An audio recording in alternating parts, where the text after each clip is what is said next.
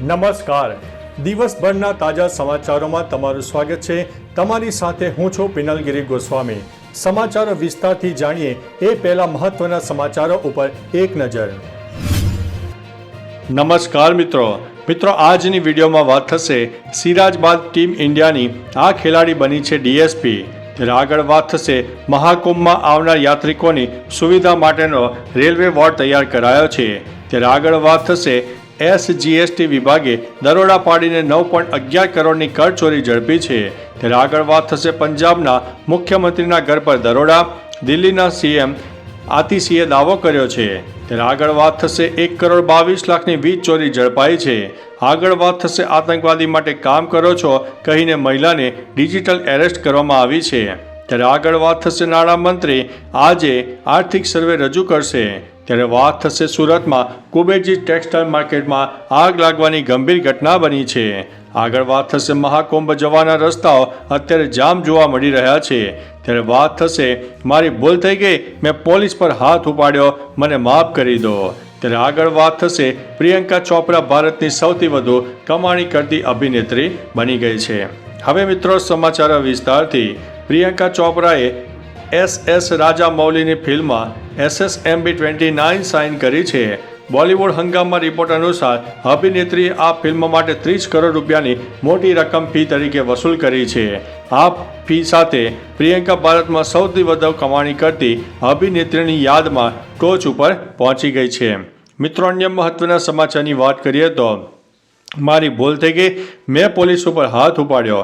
28 જાન્યુઆરીએ પલસાણાના બારસડી ગામમાં હાથમાં વસ્તુઓ લઈને પ્રેમીએ હોબાળો મચાવ્યો, તેથી પોલીસે તેને પકડી પાડ્યો। પોલીસે આરોપી પાસે સમગ્ર ઘટનાનું રિકન્સ્ટ્રક્શન કરાવ્યું હતું। આ દરમિયાન આરોપીએ જણાવ્યું હતું કે મારી ભૂલ થઈ ગઈ, મેં પોલીસ પર હાથ ઉપાડ્યો, મને માફ કરી દો। તેણે વધુમાં કહ્યું કે બધાના ચાળા કરજો પણ પોલીસના ન કરતા। મિત્રો, અન્ય મહત્વના સમાચારની વાત કરીએ તો મહાકુંભના જવાના રસ્તાઓ જામ। વારાણસીમાં 20 કિલોમીટર લાંબો ટ્રાફિક જામ સર્જાયો। પ્રયાગરાજ જતા તમામ રૂટો પર બેરિયર લગાડવામાં આવ્યા। 20 કિલોમીટર લાંબા જામ બાદમાં ધીમે ધીમે ખુલ્લો કરાયો। કૌસંબીમાં 5 બેરિયર બનાવીને 50,000 ગાડીઓને રોકવામાં આવી। દિલ્હી, ઇટાવા, કાનપુર અને ફતેહપુરથી આવેલા લોકો પગપાળા જવા લાગ્યા। બુદેલખંડ એક્સપ્રેસ વે પર 10 કિલોમીટર લાંબો ટ્રાફિક જામ થયો। 10 ગાડીઓનો કાફલો દર 2 મિનિટે જવા દેવામાં આવી રહ્યો છે। મિત્રો, અન્ય મહત્વના સમાચારની વાત કરીએ તો સુરતમાં કુબેરજી ટેક્સટાઇલ માર્કેટમાં આગ। સુરતના સારોલી વિસ્તારમાં સ્થિત કુબેરજી ટેક્સટાઇલ માર્કેટમાં આગની ઘટના બનતા અફરાતફરી સર્જાઈ છે। આગ લાગતા 3 ફાયર સ્ટેશનની 12 ગાડી ઘટના સ્થળે પહોંચી ગઈ હતી। ફાયર જવાનો દ્વારા આગ પર કાબૂ મેળવવાની કામગીરી ચાલુ કરી હતી। દુકાનમાં રહેલો કાપડનો માલ બળીને ખાખ થઈ ગયો હતો। હાલ તો ઘટનામાં સદનસીબે કોઈ જાનહાનિ થવા પામી નથી। મિત્રો, અન્ય મહત્વના સમાચારની વાત કરીએ તો નાણામંત્રી આજે આર્થિક સર્વે રજૂ કરશે। સંસદનું બજેટ સત્ર 31 જાન્યુઆરીથી શરૂ થશે, 4 એપ્રિલના રોજ સમાપ્ત થશે।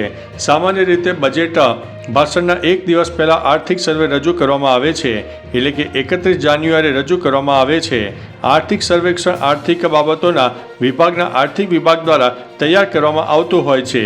તે મુખ્ય આર્થિક સલાહકારની દેખરેખ હેઠળ તૈયાર કરવામાં આવે છે, જ્યારે તે બજેટ પહેલા નાણામંત્રી દ્વારા બહાર પાડવામાં આવે છે। મિત્રો, અન્ય મહત્વના સમાચારની વાત કરીએ તો આતંકવાદી માટે કામ કરો છો કહીને મહિલાને ડિજિટલ એરેસ્ટ કરી છે। રાજ્યમાં ડિજિટલ એરેસ્ટના કિસ્સાઓ હજી પણ સામે આવી રહ્યા છે। રાયખડમાં રહેતી એક પરિણીત મહિલા ડિજિટલ એરેસ્ટનો ભોગ બની છે। સામે આવેલી માહિતી અનુસાર આતંકવાદી માટે કામ કરો છો ઉપરાંત અનેક હેરાફેરી કરીને મહિલા પાસેથી 1.10 લાખ રૂપિયા પડાવી લીધા। હાલ તો ફરિયાદના આધારે પોલીસે ગુનો નોંધીને તપાસ હાથ ધરી છે। મિત્રો, અન્ય મહત્વના સમાચારની વાત કરીએ તો 1,22,00,000ની વીજ ચોરી ઝડપાઈ છે।